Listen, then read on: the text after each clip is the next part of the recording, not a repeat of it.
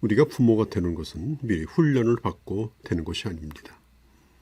결혼하고 아이를 가지게 되고 그래서 자연적으로 부모가 됩니다.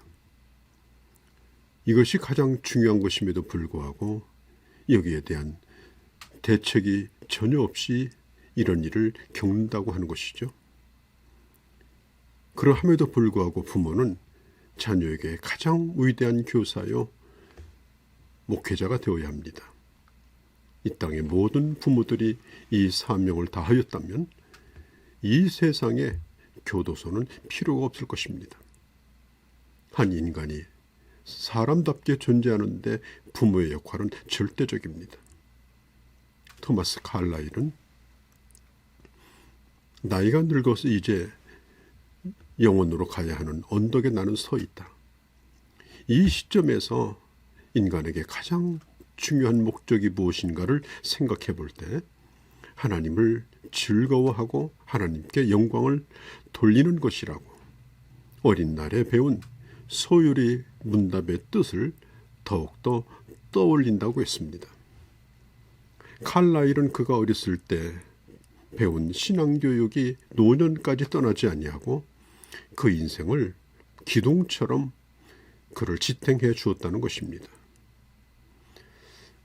요즘 자기 자식을 누가 건드리면 아이보다도 부모가 더 노여워하는 시대가 됐습니다. 학교에서 교사들이 학생을 취업을 하면 부모들이 학교에 와서 따집니다. 교회에서도 목회자가 아이들을 혼내면 부모가 괜히 섭섭해합니다. 그러니 아이들은 무서울 게 없습니다. 부모가 자식을 노엽게 하지 말아야 한다는 뜻은 어떤 걸 의미하는 것일까요? 자기 감정을 폭발하지 말라는 것이고 근신하며 절제하라는 것입니다. 잠언 16장 32절에 보면 노하기를 더디하는 자는 용사보다 낫고 자기 마음을 다스리는 자는 성을 빼앗는 자보다 낫다고 했습니다. 부모가 먼저 자신을 다스려야 자녀를 교양과 훈계로 양육하고 또 자녀를 노엽게 하지 않게 되는 것입니다. 기분이 좋으면 아무거나 용납됩니다. 기분 나쁘면 어떤 것도 안 됩니다. 그것은 기준이 아닙니다. 그렇게 하면 그 자녀가 무엇이 옳으냐 그르냐 하는 것을 아이들은 혼란을 느낍니다. 부모의 감정이나 눈치나 보는 아이가 되고 맙니다. 또 아이들을 과잉보호하거나 무절제하게 키우면 안 됩니다. 자녀에게 기분 좋으면 아버지 어머니가 사이가 좋으면 모든 게 넉넉하고 너그러집니다.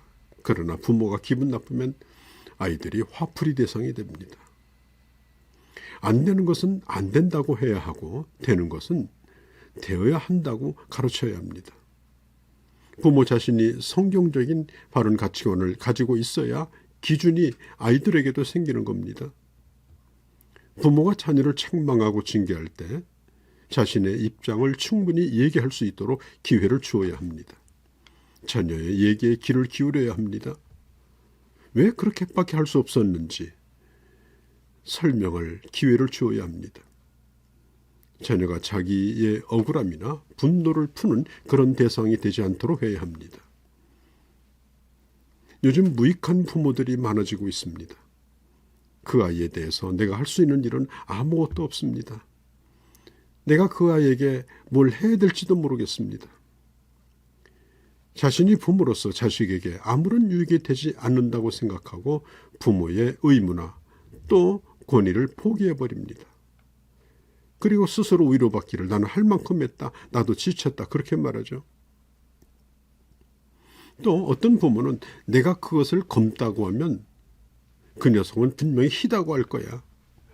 늘 청개구리였지. 그래서 부모는 자기 자식이 고집세고 위협적인 존재로 생각하고 늘 싸웁니다. 대결합니다. 자, 그러다 보니 아이들 앞에서 부모의 권위를 상실한 겁니다. 또 부모가 일관성이 없는 것도 문제입니다. 나는 우리 아이에게 어떤 방법을 써야 될지 모르겠다. 자녀에 대한 교육 철학이 없습니다. 그래서 이렇게 저렇게 실험하다가 결국 아이들만 상처가 나는 거죠. 우리는 자녀에게 스스로 자제할 줄 아는 부모로서 자식을 대해야 합니다. 자제하지 못하면 그런 부모에게 자식은 많은 상처를 받습니다. 그리고 노엽게 됩니다.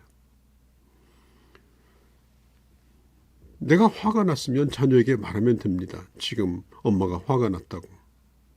코에 뜨거운 콧김을 불어내면서 달려들면 안 됩니다. 우리는 자녀에게 그들 스스로가 자신의 잘못을 깨닫게 해줘야 합니다. 그리고 차분하게 절제된 감정을 가지고 자녀를 대해야 합니다. 이 분노라고 하는 튜머스라고 하는 이 말은 갑작스럽고 즉각적 반응을 의미합니다. 이 튜머스라는 말은 튜머르트라는 말에서 나왔는데 이건 혼란스럽다. 정상적인 이성 판단이 아니고 마음이 흐트러진 상태에서 감정을 드러내는 것, 그게 바로 분노입니다. 잠언 15장 1절에 보면 유순한 대답은 분노를 쉬게 하여도 과격한 말은 노를 격동하느니라. 야고보서 1장 19절에 사랑하는 형제들아 너희가 알거니와 사람마다 듣기는 속히 하고 말하기는 더디하고 성내기도 더디하라고 했습니다. 흥분된 감정으로 과격하게 지나친 표현을 아이에게 쓰게 되면 나중에 아이들은 매우 고집센 아이가 되고 맙니다. 씨를 뿌린 대로 거둔다고 했죠. 나중에 자녀가 커서 그 자녀가 무엇을 크게 여기고 무엇을 하찮게 여기는가, 그것은 부모가 보여준 대로 결과가 나타날 것입니다. 특히 아이가 자라서 사춘기가 되면 아이들은 자기 자신의 존재를 확인하고 싶어 합니다. 독립된 자아에 대한 그런 의지가 생깁니다. 학교 다닐 때에도 아이들이 이성교제를 하게 되면 온 집안이 벌컥 뒤집힙니다. 그날부터 그 자녀는 부모로부터 무서운 환난과 핍박을 받습니다.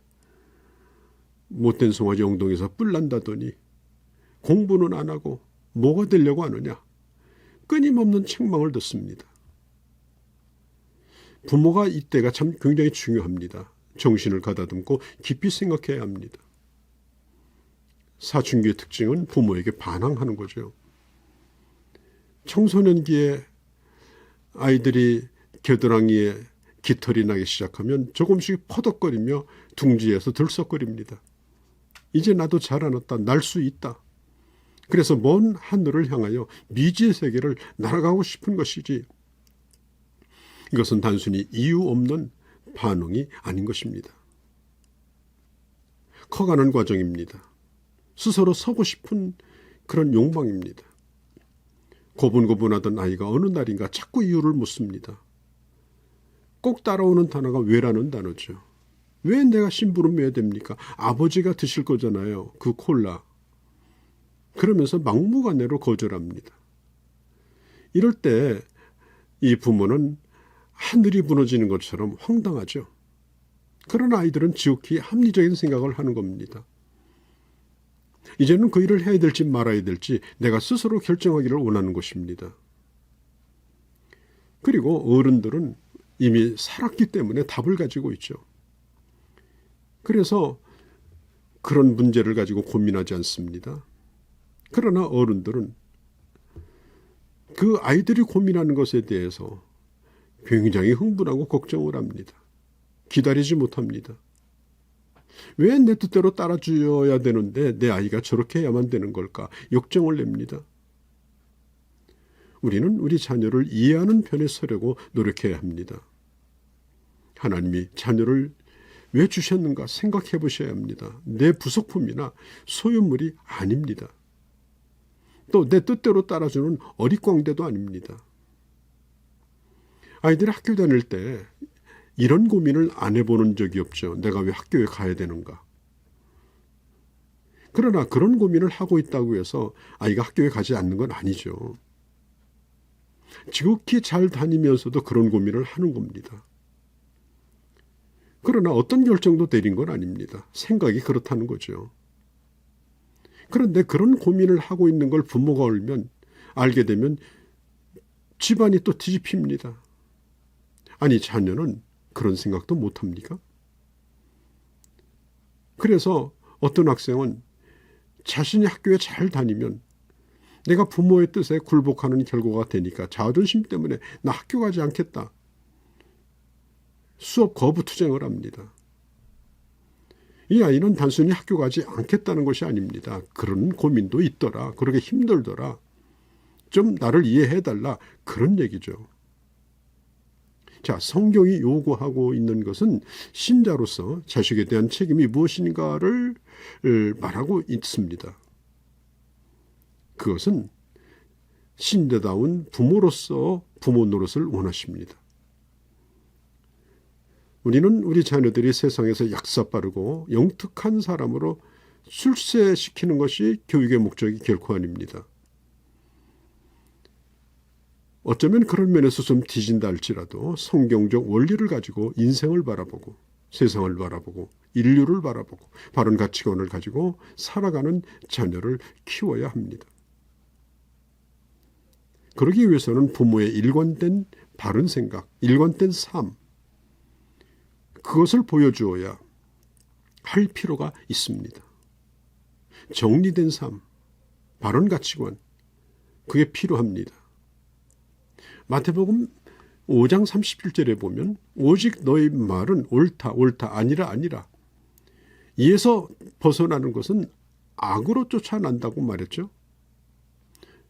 자, 부모가 자기 스스로도 서지 못하고 흔들리면 그 자식은 얼마나 총잡지 못하겠습니까? 그런 부모를 바라보면서 분노를 느끼지 않겠습니까? 또 부모는 그 자녀에게 안정감을 주고 영적인, 정신적인, 또 경제적인 그런 안정감까지 주도록 하셔야 됩니다.